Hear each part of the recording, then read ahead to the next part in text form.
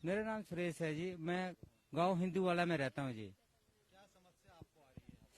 समस्या सर ये आ रही है, पिछले बहुत सालों से हम इस गांव में रह रहे हैं, लेकिन बहुत मुश्किल से हम अपने आप को बचा पा रहे हैं।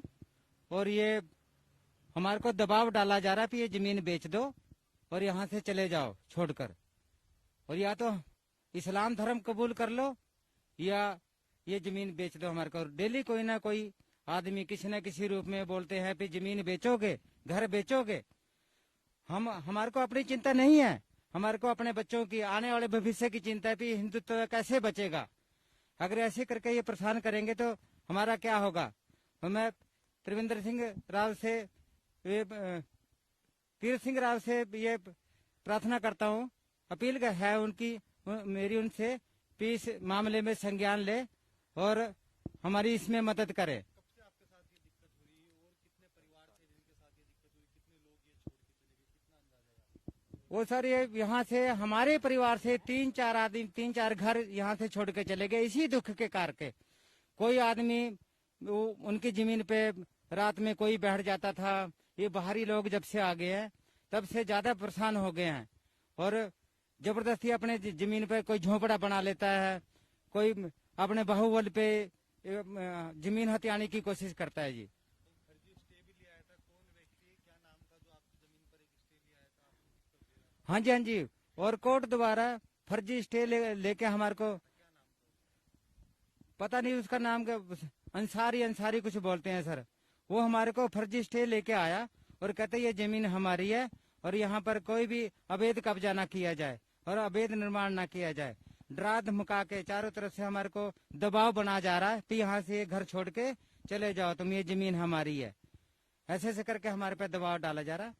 और इसकी शिकायत भी आपने करी थी तो उसका क्या हल निकला? इसकी शिकायत मैंने पुलिस विभाग से करी थी, उन्होंने सहयोग दिया हमारे को, लेकिन बीच में कुछ कर्मचारियों ने हमारे को डरा के धमका के बोला कि यहाँ पर काम करोगे तो तुम्हारे को जेल के अंदर छुड़ा देंगे हम, और तुम वहाँ पर। बोला कि आप अगर अपनी ही जमीन पे काम करोगे हाँ जी, तो जेल में डाल हाँ जी, हम अपनी ही जमीन में काम नहीं कर सकते सर। चुपके हमारे को अपने घर पे रहना पड़ता है, डर से। प्रशासन का इतना डर है सर हमारे को।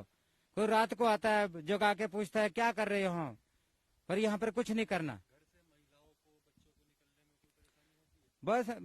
बस घर की महिलाओं को तो हम बाहर निकालते नहीं, बहुत ही जरूरत के हिसाब से बाहर निकाला जाता है, क्योंकि कोई ना कोई बाहर ऐसे कुदृष्टि बनाए रखता है कि कभी ये बाहर आए, इनके बच्चों को देखे, तो ऐसे करके हम भय के करके हम अपने बच्चों को बाहर नहीं निकालते जी। और स्वामी जी की से मेरा नम्र निवेदन है, उन्होंने हमारा साथ दिया पिछले 1 महीने से, वो हमारे संपर्क में है। अगर स्वामी जी, दर्शन भारती जी हमारे साथ ना होते तो शायद हम एक घर छोड़कर भाग गए होते, यहाँ से जमीन जायदाद बेच दी होते हमारे को। और ये हमारे को जबरदस्ती किसी न किसी रूप में तंग कर रहे हैं ताकि ये गांव छोड़कर यहाँ से चले जाएं। गाँव के वो कौन लोग हैं जो आपको परेशान कर रहे हैं? कुछ हैं जो बाहरी, जो शरारती तत्व है, जो भू माफिया हैं, वो ये संदेश देना चाहते हैं कि ये यहाँ ना रहे हैं और अपनी जगह जमीन बेचकर यहाँ से छोड़कर चले जाएं। प्रधान का भी रोल है क्या? अब हमारे को जब से ये सर झगड़ा हुआ, जो मेरे घर पे मेरी मारपीट हुई है, तब से ना तो हमारे को प्रधान ने कोई पूछा और ना किसी बड़े जो जिनको हमने चुन के लाया था, किसी ने हमारे परिवार के प्रति कोई संवेदना व्यक्त नहीं करी कि आपके साथ क्या घटना हुई, क्या हुआ है, इसमें हम आपका सहयोग करेंगे। कोई आज तक हमारे घर पे पूछने नहीं आया जी। यहाँ के प्रधान का नाम है जी नफीसुद्दीन। हाँ, लेकिन उनकी घरवाली का, वो आते हैं, उनकी घरवाली का नाम है गुलिस्ता परवीन जी। प्रधान तो वो चुनी गई है, लेकिन आते ही वो आया यहाँ पर जहाँ कोई भी काम पड़ता है जी। हमारे अभी तो यहाँ पर 2 परिवार रहते हैं जी। कुल 7-8 आदमी हैं जो यहाँ पर रह रहे हैं। उनमें बुजुर्ग 2 हैं, 2 बड़े हैं बस।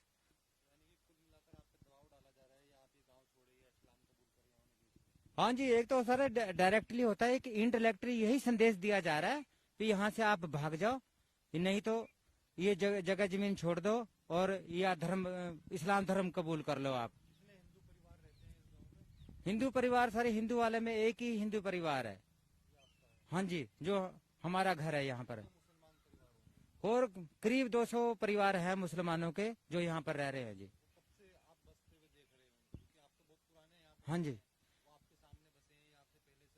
वो सर पहले तो बहुत ही कम थे, मुश्किल से 4, 5, 10 घर थे जो सड़क से बड़े दूर थे, लेकिन ये 10, 12, 15 साल से इनकी संख्या सैकड़ों में पहुंच गई है सर, और ये हमारे से कहीं ज्यादा है। हाँ जी, आप पे दबाव, हमारे पे ऊपर दबाव बना जा रहा है जबरदस्ती, कोई कहीं से तंग कर रहा है, कोई किसी कोने से तंग कर रहा है हमारे को। हाँ जी, और स्वामी जी अगर दर्शन भारती जी अगर ना होते, और मैं मुख्यमंत्री तीरथ सिंह रावत जी से अपील करता हूँ जी हमारे परिवार की रक्षा करें और हमारे इसमें सहयोग दें जी। क्या नाम है आपका और क्या समस्या है आप इस गाँव में? सर मेरा नाम मीरा है। जब से सर हम आए हुए हैं यहाँ पे तो जीना हराम किया मुसलमानों ने। मेरे पति को बहुत बारी मारा इन्होंने, 3-4 बारी घर में ही आ गए बाद में। मेरे को तो विधवा कर दिया था और बच्चों को छुड़ा दिया था सर जब हम प्रशासन में गए, पुलिस चौकी में हमारी रिपोर्ट नहीं लिखी गई, फिर दूसरे दिन आते पुलिस वाले इतना हड़काते हैं कि कोरोना में भी आप लोग लड़ाई कर रहे हो।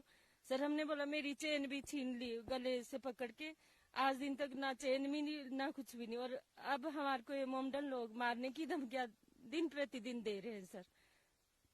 सबसे आपको दिक्कत आ रही है, ये कितने टाइम से आप लोग बसे हुए थे? उस टाइम मुसलमान कितने थे, आज कितने हो गए? सर मेरे ससुर को हो गए कम से कम 40 साल हो चुके हैं यहाँ पे। इनको घर तक घसीट के ले जाते थे और मार देते थे, जो सोने का सामान था वो भी लेके गए, और उसके बाद तो दिन प्रतिदिन कभी कहीं पशु आ रहे, कभी कुछ, मतलब यहाँ पे आराम से रोटी कोई खा ही नहीं सकते।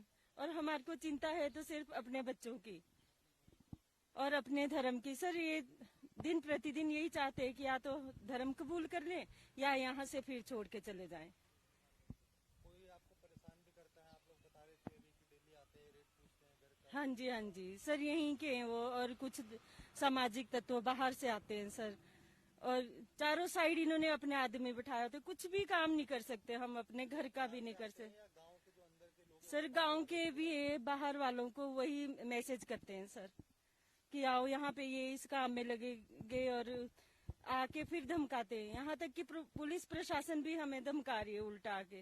रात रात को आते हैं, फिर पूछा जाता है कि आप लोग कौन सा काम कर रहे हो यहाँ पे। तो हमें तो किसी के ऊपर विश्वास नहीं है सर यहाँ पे, ना प्रशासन पे ना किसी पे। लेकिन हम धन्यवाद स्वामी जी का देना चाहते हैं कि उन्होंने हमारी पुकार को सुन लिया सर और हमारी बात आगे बढ़ाई। आप एक महिला हैं और इस गाँव में कितना सुरक्षित महसूस करती हैं और सुरक्षित महसूस करती है? कैसे आप घर में रहती हैं, कैसे मैनेज? सर हम तो दिन प्रतिदिन असुरक्षित महसूस करते हैं, बाहर जाने में भी डर लगता है, कहीं पे कुछ मेरे साथ अनहोनी हो जाए या मेरे बच्चों के साथ ना कर सके। अच्छा, बच्चे भी छोटे हैं आपके, वो सब कुछ देखते होंगे, उन पे क्या असर इस चीज का पड़ रहा है? हाँ जी सर, वो तो इतना डर चुके हैं, वो तो ये बोलते मम्मी यहाँ पे रहना ही नहीं है हमने, और क्या बोलते कल के लिए तो हमारे को ये मुसलमान ही बनाएंगे, अगर आप लोगों को कुछ हो गया तो ऐसे ही करेंगे।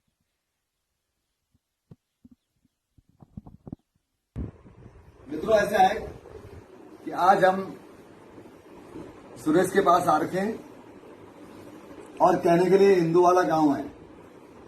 हिंदू वाला, बताइए आप, नाम क्या है? हिंदू वाला गांव। और हिंदुओं के नाम पर एक आदमी रह रहा है यहाँ पूरे गांव में।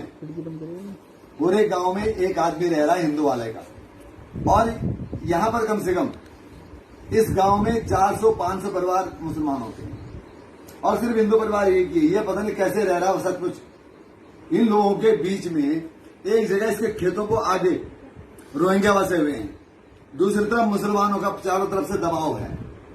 तो ये धन्यवाद देते हैं हम इसको, इसके परिवार को, कि जो ये अपने आन बान शान पर यहाँ पर खड़े हैं। मतलब, और मैं तमाम लोगों से ये निवेदन करूंगा कि इस परिवार को जब भी कोई दिक्कत हो, आपत्ति हो या कोई परेशानी हो, तो भाई आप लोग इस परिवार का साथ देना।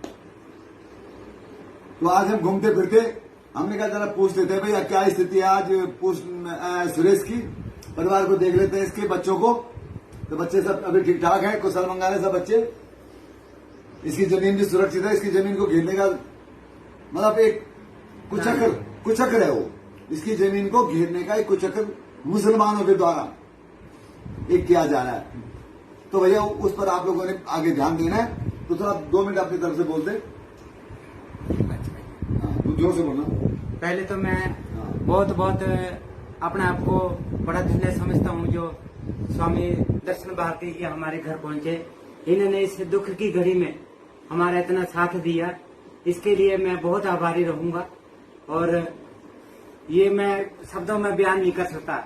आज मुझे पहुंचे और इस दुख की घड़ी में ये हमारे साथ खड़े हैं और आशा करता हूँ आगे जो भी समस्या आएगी ये हमारे साथ रहेंगे और वो हमारे को बड़ा हौसला होगा जो ऐसे करके एक हिंदू को बचाने के लिए एकमात्र ये ऐसे गुरुजी हैं जो हमारे परिवार के साथ खड़े हुए हैं।